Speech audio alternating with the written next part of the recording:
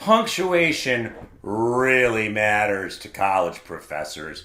And this is a quick little video mini lecture to help you understand some specifics about punctuation as a kind of review, but it's also a way of introducing some important elements of an essay that will function in all of our writing this semester.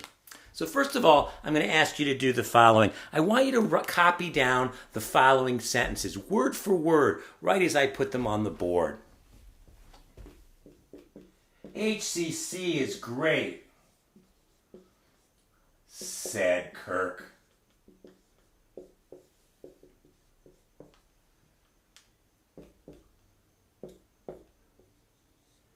And here's another one I want you to copy. Kirk said,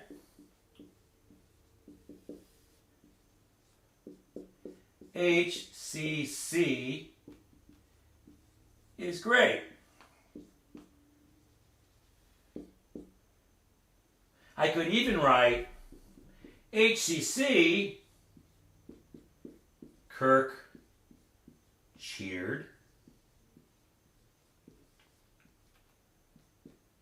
rocks.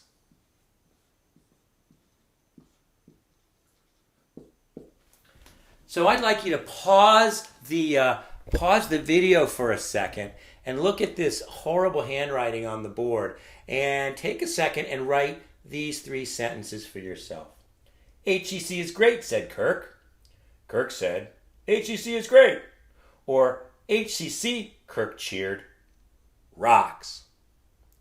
And as you copy these sentences down, I want you to especially notice the punctuation marks. These quotation marks show direct discourse. This comma comes inside the punctuation mark and shows that I'm going to shift from the voice to the narration, said Kirk. And then I do the same thing in the next example. Kirk said, comma, signals that we're going to shift and add some dialogue. HEC is great. Period goes inside the quotation mark. And I can even put a comma and put the narration, another comma, switch to quotation or narration. So the point of this exercise, first of all, is that when you are writing and quoting texts, when you're citing authorities in your essays to come, I want you right away from week 2, I want you to know how to use quotation marks and how to use commas. In the writing formats that we're using, those commas, those periods, always go inside the quotation marks. So take a second and get those copied down and then come right back. I'll give you a second. Turn off the video if you want. So this next exercise is to help you practice these punctuations, but we're going to make it a little more fun so you can, in fact, we're going to make it positively silly. We're going to write a bunch of conversation, a dialogue, so that we can practice our punctuation marks. And we're going to write this dialogue between two animals because animals are more fun than punctuation. So the animals we can use, I want you to imagine a bear roar, and a lion roar. It can be a friendly bear, it could be a polar bear, a koala bear, a teddy bear, a gummy bear. I don't care what kind of bear, just any kind of bear that you want to imagine. There's the bear. I want you to imagine the bear meets a lion, wherever a bear and a lion might meet. And so our first sentence, you're going to imagine that the bear says something to the lion and write it down. Bear says to the lion. Make sure that those commas and those quotation marks in your sentence are in the right place. And we're going to keep on with this conversation so that you get a chance to imagine a little dialogue. The bear can say something to the lion, then the lion can say something back to the bear, and then the bear can say something to the lion. So now what I'd like you to do is turn off the video and write these three sentences, making sure that your quotations or marks are clear and that your that the quotation's there and the punctuation goes inside.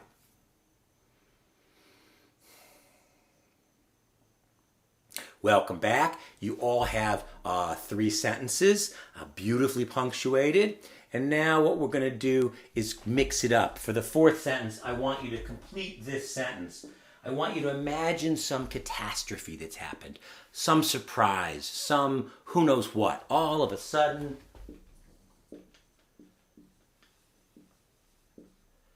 I want you to imagine all of a sudden something happens and write that sentence. Go ahead. Yeah, you'll turn off the video. Come back in a minute or two. Welcome back. So now we're going to do a couple more sentences.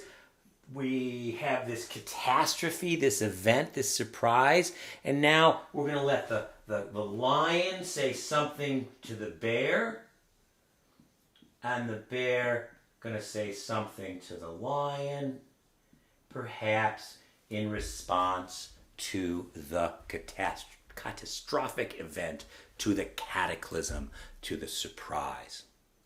Take a second and complete those 2. Turn off your video and come back in a few minutes. Welcome back. Let's finish this up. So now for the last sentence of this exercise, we're going to do it differently still. We're going to write 3 versions of the final sentence. So here's how this works. I want you to read through all of your writing. The bear, the lion, the bear, something happens, the lion, the bear. And now for the final sentence, I want you to do this. I want you to write 3 versions of a sentence that starts with this. The moral of the story is dum dum dum dum dum dum dum dum. I want you to write a moral once, then I want you to imagine another moral and do it again and do it a 3rd time. So this is really interesting. I want you to imagine, of all the nonsense that you've written, of this silly little punctuation exercise, I want you to imagine that it could have some lesson, some learning to pass on, so there's a moral to the story, and anything goes, as long as it more or less makes sense. So here too, you're going to want to turn off the video for a second, reread your writing, and then write 3 versions of a moral. Off you go. I'll see you in 3 or 4 minutes. Welcome back. What a weird exercise. I would love for you to read this out loud to me now. And you might even do that in the privacy of your own workspace. Read through what you were able to come up with and read through how silly or fun or smart those 3 morals are that you wrote. My guess is that that some of them are actually really quite good advice. Some of them are funny. Some of them are stretching it a little bit, but still go with some of the ideas. So this is really interesting. How could I ask you to write a simple little punctuation exercise, and yet you guys come up with these interesting, funny, true, useful, helpful pieces of advice? The magic of the fable structure. You guys, many of you know what you've just done is you've written a fable in under 10 minutes. We know fables from Aesop's collection, right? The tortoise and the hare, slow and steady wins the race. And there's hundreds of them that have been collected orally throughout the years, all through Europe, all through Northern Africa, and that have come down to us. It's an oral literary form that you just wrote on your very first essay exercise as a punctuation exercise. It's astonishing if you think about it, that our brains are wired to find meaning.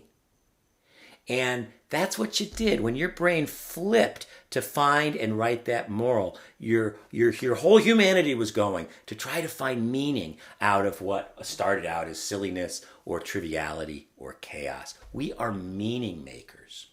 And I really think this is a useful exercise to start our essay writing work, because it sort of has all of the parts of larger essays. We started with a topic, bear and lion. We had a place. We imagined a context for our thinking. These two furry quadrupeds, these two hairy beasts. Then what happened is the structure of our writing, a conversation, an event, a response. That structure, that three-part structure, here's some stuff, here's an event, here's a response, invited us to then turn and think about it with those moral sentences. And just as it happens in a little fable, you'll find out that in your larger essays, they too have shape and structure that will invite us to draw, to conclude, to infer, to draw meaning out of the experience that we have collected in our writing. So when students ask me what a good conclusion is to an essay, it's the hardest part, the most challenging and the most satisfying to write. The best college level conclusions, endings to essays have a lot of the characteristics that last the moral of the story is sentences have in a fable. They draw the information together and they express it in a way that is felicitous, that is bright, that is easy for us to remember, and that helps us understand the consequence, the importance of our thinking. All right, there's the fable exercise. You'll see the instructions in the assignments page. You can follow it more specifically. If you're feeling confused, then you are doing it right. This is a strange, bizarre, novel, and new exercise for most. But you've done one with me now. I'm going to ask you to do essay number 2, another fable with 2 different animals. And I'm even going to give you a third chance to write a third one this week. So at the end of the week, in little 10-minute chunks, you will have written Fable 1, Bear and Lion, Fable 2, Animals of your choice, Fable 3, more animals or inanimate objects. The shoe says to the sock. You get to pick. But you'll be able to post all those on the assignments page, and we'll put some in the discussion board as well. Just look to the course for how and where to do all that. So welcome to school. We're off and running now.